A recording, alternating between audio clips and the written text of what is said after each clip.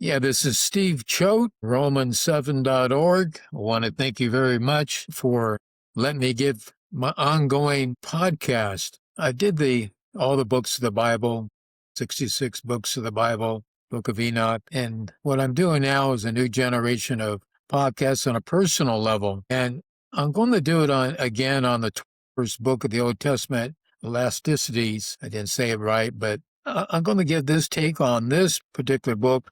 Under my viewpoint, probably all of us over 40 years of age, I'm 74 next week, and it has really strong value the older you get. And so I'll go ahead and get started while I pretty well have that viewpoint. And it's highlighted in the whole book that in the last word, when all is heard, fear God and keep his commandments, for that is man's, role in life. Fear God, what that means is God taking his love away from you.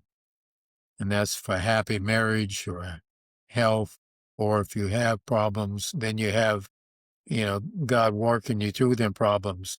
And then God is always there. And this book, author is not really clear, but through research, they think it was during the era of Solomon. And then if anybody looks back at his life and question it, it was him, because he did everything. And then he found out that, 700, 800 wives and harems and, 1,000 horses or 2,000, chariots, was all a waste.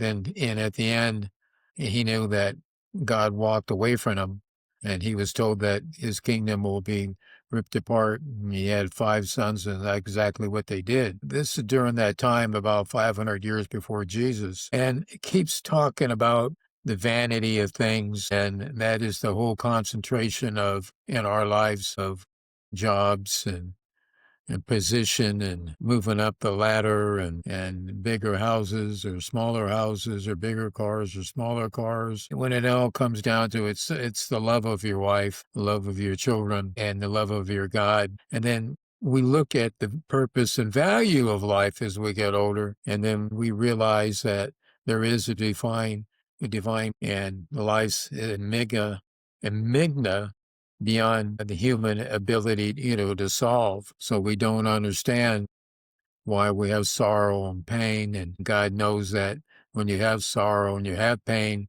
it puts you on the path of knowledge. And kind of like the old world under Buddha, 500 in BC, and India, and that religion out of India became embraced in China, Buddha, and it goes on exactly talking about the vanity of things too.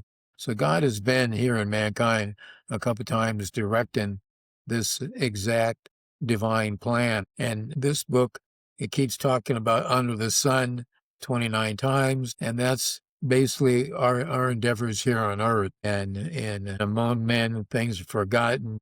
Sometimes we do things that's not right, or a country was not right, or leaders do things that are not particularly right, and then we forget things later on because history repeats itself, but God never forgets. And then we got to remember that through all these governments, presidents, and kings, the king is no longer dead, then those people transfer their allegiance to his successor. And so we see it again and again and again, because God will bring to judgment every work with all of its hidden qualities, good or bad.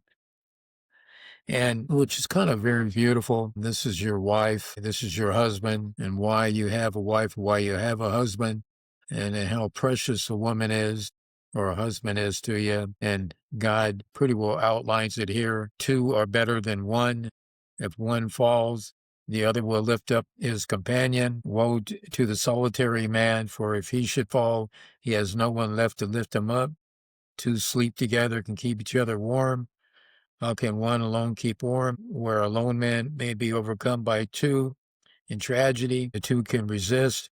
And three, ply cord is not easily broken. That's probably talking about children. And then God has no pleasure in fools. And we talked earlier about sorrow is better than laughter, because when then the face is sad, the heart goes stronger and wiser.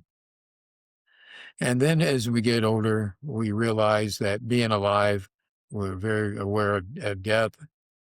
Among the living, there is hope. So no matter how old we get, 30, 40, 50, 60, 70, 80, 90 years of age, as long as you're living, there's hope to find God and ask for forgiveness. And living, know they already die, but the dead no longer know anything. Enjoy your life with the wife you love. All the days of your fleeting life as granted to you under the sun. Enjoyment as simple pleasures, eating, drinking, work, recognizing they're all gifts of God. And so as we get up every day, important to, yeah, in fact, every morning I get up before 6 because at 6:15 I love to see the sun coming over, the mountain. Just another opportunity to love and care and enjoy life. Probably there's a song about this too.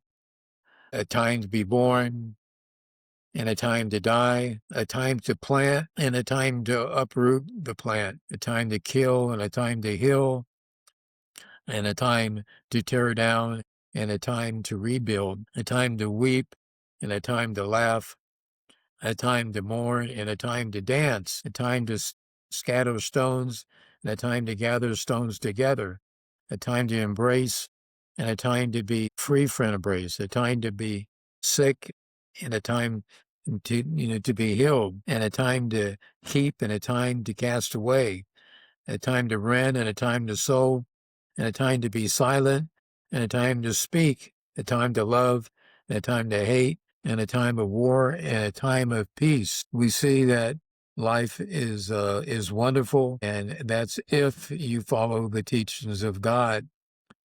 And this day and age, we're seeing so much material as a yardstick of our success. We're seeing this horrible thing about drugs. Young people, 47% of young people still believe in God, but 53% of them don't. Where are they as they move along? Our country is at war with Iran. And, Israel is at war with everybody. They're trying to keep strong in a small nation. We see the price of gas is up. We don't see the wages. Currently under Romans7.org, which I encourage you to look at their webpage. The next big thing that we're after right now is building these 5 towers and housing 290 condo units for disabled American veterans who go and adopt foster children. And each of these projects will hold 1,300 people, 150 foster children. They'll be adopted by a military man and his wife. And then downstairs will be a convention center, if you will, 7,000 square feet. We're going to put a charter school, and it will be the educational mode for them to go downstairs, and we'll teach them junior high school, and it'll be all under Christianity. And so we're going to put that together.